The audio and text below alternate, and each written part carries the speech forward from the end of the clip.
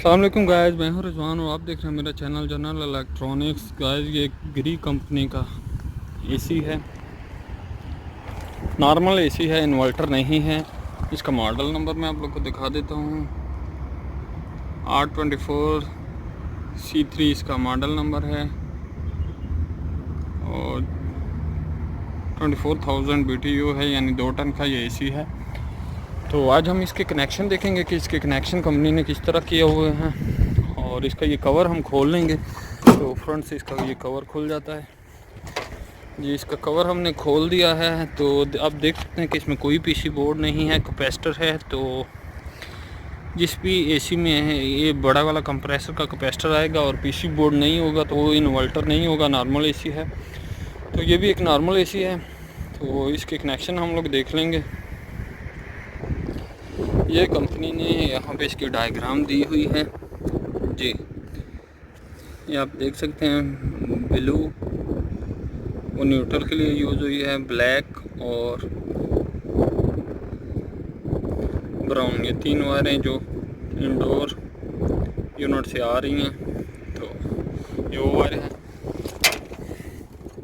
यहाँ पे मैं आपको दिखा देता हूँ, ये इंडोर से नीचे से जो वायरें आई वो हम लोगों ने लगाई हुई हैं। तो वो किसी भी कलर की हो सकती हैं। तो कंपनी ने जो ऊपर शो की हैं वो एक न्यूट्रल ब्लू कलर की, ब्लैक और ब्राउन, ये 3 वायरें शो की हैं जी। सबसे पहले हम न्यूट्रल की वायर देख लेंगे। ये न्यूट्रल की वायर है, यहाँ से निकली और यहाँ पे ये जॉइंट हुई है। जॉइंट करके एक वायर कैपेसिटर को दी गई है और एक कंप्रेसर को दी गई है। न्यूट्रल की वायर को जॉइंट करके 2 बना के एक कैपेसिटर को एक कंप्रेसर को दी गई है, यानी ये रनिंग बनाई गई है। और ये डायरेक्ट गई है, कॉन्टेक्टर में से नहीं गई हुई, तो क्योंकि इसमें सिंगल पोल कॉन्टेक्टर लगा हुआ है, 2 पोल नहीं है, तो इसलिए ये डायरेक्ट गई ही न्यूट्रल कंप्रेसर को और कैपेसिटर को दी गई है। तो मैं दिखा देता हूँ आपको जी। ये हमारी ब्लू वायर है न्यूट्रल की, ये आप देख सकते हैं, ये ब्लू वायर है, ये न्यूट्रल की यहाँ पे आई। और ये जो ब्लैक कलर का कवर सा लगा हुआ है इसमें इसको जॉइंट किया गया है। जॉइंट करके ये ऊपर कैपेसिटर की तरफ चलेगी और ये लाइट ब्लू, नीचे से लाइट ब्लू जॉइंट हुई हुई है और ये लाइट ब्लू ये ब्लैक कवर के अंदर से ये कंप्रेसर में जाके लगी। तो न्यूट्रल की वायर हमारी क्लियर होगी जी। अब ये दूसरी देख लेते हैं। न्यूट्रल से ऊपर वाली वायर जो निकली थी वो कंप्रेसर और कैपेसिटर की तरफ चलेगी, वो क्लियर होगी। अब दूसरी देख लेते हैं। न्यूट्रल से 2 वायरें निकली हैं, दूसरी वायर निकली और सीधा जाके कॉन्टेक्टर को लग गई। केएम, ये जो सिंगल पोल कॉन्टेक्टर है इसके लिए केएम का कोड यूज़ किया गया है। तो कॉन्टेक्टर की जो कंट्रोल का पॉइंट है यहाँ पे लग जाएगी न्यूट्रल की एक वायर। तो देख लेते हैं आप, यहाँ पे वायरें काफ़ी ज़्यादा हैं जी। तो ये बड़ी जो वायर थी वो हमने पहले ही ट्रेस कर ली। तो न्यूट्रल के साथ जो दूसरी वायर लगी है वो ये वाली है, पतले वाली वायर। कंट्रोल के लिए पतली वायर ही यूज़ होती है। तो ये यहाँ से आ रही है, ये आप देख सकते हैं। ये सीधी जाके कॉन्टेक्टर के जो साइड में पोल होता है, जो कॉइल के लिए पॉइंट होता है, वहाँ पे लग गई। यानी कॉन्टेक्टर के जो कॉइल को पावर दी जाती है न्यूट्रल डायरेक्ट ही दी जाती है। तो ये वायर भी हमने ट्रेस कर ली। अब जी, ये पहली दोनों वायरें हमने ट्रेस कर ली जो न्यूट्रल पे लगी हुई हैं। अब 2 नंबर पे जो वायर लगी हुई है, तो 2 नंबर पे हमारी वायर है, ब्लैक वायर है। ये ब्लैक वायर यहाँ से गई, नीचे टर्न हुई, टर्न होके कॉन्टेक्टर के जो दूसरा पोल है कंट्रोल के लिए, यानी कॉइल के लिए, जो कि कॉन्टेक्टर को ऑन करेगा, तो वहाँ पे जाके लग गई। यानी ये जो हमारा 2 नंबर पॉइंट है वो हमारा कंट्रोल का पॉइंट है। जो इंडोर से जो कंट्रोल आएगी वो 2 नंबर पे आएगी। ये 2 नंबर से वायर यहाँ गई, यहाँ से जाके एक कॉन्टेक्टर के केएम कॉन्टेक्टर के लिए कोड यूज़ किया गया है, तो कॉन्टेक्टर के दूसरे पॉइंट पे जाके लग जाएगी।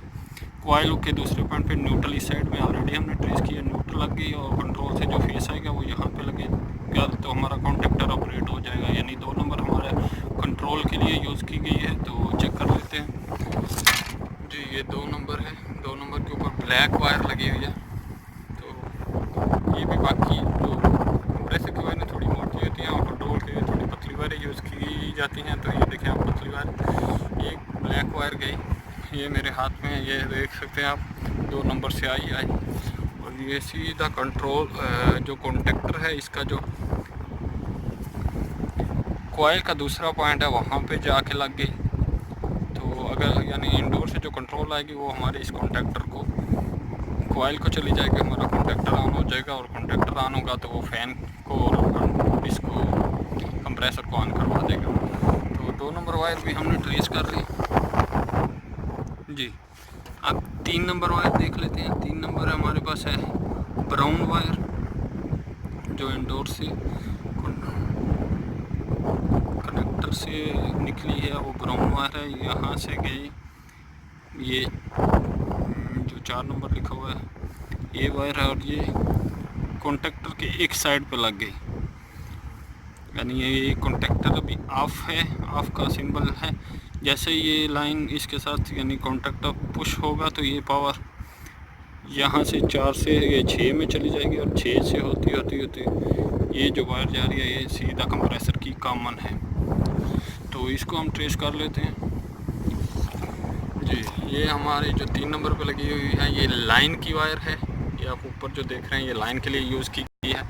तो ये लाइन की ब्राउन वायर ये कॉन्टेक्टर के एक साइड पे लग गई। हमारे पास सिंगल पोल कॉन्टेक्टर है तो इसलिए सिर्फ लाइन ही कट गई यानी कट ऑफ की गई है। तो न्यूट्रल डायरेक्ट दी गई है कंप्रेसर को।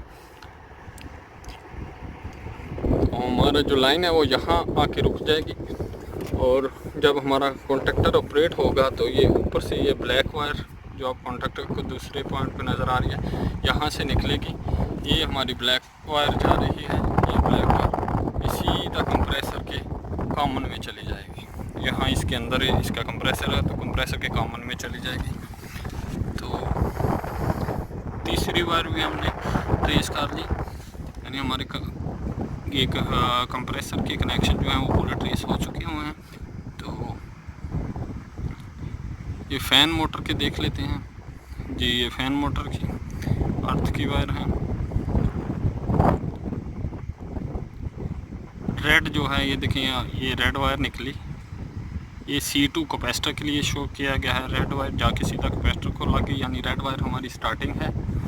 और दूसरी निकली ब्राउन, तो वो भी सीधा जाके कैपेसिटर को लग गई। और फिर कैपेसिटर से निकल के वो, चलिए पहले ये कैपेसिटर तक ट्रेस कर लेते हैं रेड वायर को। तो ये हमारी फ़ैन मोटर की वायरें आ रही हैं, तो इनमें एक रेड वायर है। ये रेड वायर देखते हैं कहाँ लगी है जी। रेड वायर हमारी कैपेसिटर के एक साइड में जाके लगी। ये फ़ैन का कैपेसिटर है तो फ़ैन कैपेसिटर के एक साइड में लगी, यानी रेड वायर हमारी स्टार्टिंग है। और दूसरी जो निकली थी वो ब्राउन वायर थी, तो ये हमारे पास फ़ैन की ब्राउन वायर है, वो भी निकली और कैपेसिटर की दूसरी साइड में लग गई जाके। ये रनिंग की वायर है, फ़ैन की रनिंग की वायर है, इसलिए कैपेसिटर के दूसरी साइड में लग गई। और कैपेसिटर से दूसरे पॉइंट के साथ एक और वायर लगी हुई है, वो निकल के जाके, पहले डायग्राम से देख लेते हैं। ये कैपेसिटर के साथ दूसरी जो वायर लगी है वो यहाँ से निकली, ब्राउन आई जाके कैपेसिटर को लगी। और कैपेसिटर के इसी पॉइंट से एक और वायर निकली, क्योंकि ये रनिंग है तो वो जाके सीधा ये कॉन्टेक्टर का जो कंट्रोल का पॉइंट है इसके साथ लग जाएगी। यानी ये जॉइंट हैं, यानी ये दोनों आपस में। अगर इस वायर को आप सीधा भी इस वायर के साथ लगा देंगे, ये जो 2 नंबर कंट्रोल से आ रही है, तो फिर भी कोई इशू नहीं है। लेकिन इनके पास इन्होंने वायरों को थिम्बल लगाई हुई हैं, तो कॉन्टेक्टर के इस पॉइंट पे जो है कंट्रोल आती है, जो इंडोर हमें कंट्रोल देता है, तो इसलिए इन्होंने इधर लगा दिया। तो अगर इन दोनों को आपस में जॉइंट कर दिया जाए तो कोई इशू नहीं है, अगर थिम्बल ना हो। तो देख लेते हैं जी। हमारा ये ब्लैक वायर निकली, ये ब्लैक वायर निकली, तो आप देख सकते हैं ये कॉन्टैक्टर के जो कॉइल का दूसरा पॉइंट है जहाँ पे कंट्रोल 2 नंबर से, ये 2 नंबर से ब्लैक वायर जो कंट्रोल के लिए आ रही है, ये आप देख सकते हैं, ये सीधा 2 नंबर से आ रही है, तो वहाँ से उसके साथ लग गई। यानी जब भी कंट्रोल आएगी, अगर आपका कॉन्टैक्टर अंदर से ख़राब हो जाता है, जो कंप्रेसर को पावर देता है, इसके अंदर जो पॉइंट हैं अगर वो जल जाते हैं तो फ़ैन फिर भी चलता रहेगा, क्योंकि जब भी कंट्रोल आएगी तो वो डायरेक्ट, यानी ये दोनों वायरें आपस में जॉइंट की हैं तो डायरेक्ट फ़ैन में चली जाएगी, तो फ़ैन फिर भी चल जाएगा लेकिन कंप्रेसर नहीं चलेगा अगर आपके इस कॉन्टैक्टर के सिंगल पोल के अंदर जो पोल है वो ख़राब हो जाएगा। तो गाइस इस तरह हमने फ़ैन की रनिंग भी ट्रेस कर ली। अब फ़ैन की रहेगी कॉमन वायर, उसको भी ट्रेस कर लेते हैं। ये हमारी ब्लैक वायर निकली, ये आप देख सकते हैं, ब्लैक वायर यहाँ से निकली और सीधा जाके ये कॉन्टैक्टर का जो दूसरा पॉइंट है कंट्रोल का, कॉइल का, यानी जो न्यूट्रल वाला पॉइंट है, आप देख सकते हैं कि न्यूट्रल से ये वाली वायर निकली और कॉन्टैक्टर के इस पोल पे आई जो कॉइल का पोल है। तो जो कंप्रेसर फ़ैन मोटर की कॉमन है वो भी इसी पोल पे आई, यानी ये यहाँ से आपस में शॉर्ट कर दिया जाए या डायरेक्ट इसकी कॉमन को न्यूट्रल के साथ लगा दिया जाए तो कोई इशू नहीं है, लेकिन इन्होंने यहाँ पे थिम्बल लगाई हुई हैं तो इसलिए यहाँ जॉइंट किया हुआ है। तो इसकी न्यूट्रल भी हमने ट्रेस कर ली। तो गाइस इस तरह हम इजीली किसी भी डायग्राम की मदद से किसी भी यूनिट के जो है कनेक्शन ट्रेस कर सकते हैं, और अगर ख़राब हों तो इजीली हम उन्हें बिल्कुल सही कर सकते हैं। थैंक यू गाइस, अल्लाह हाफिज़।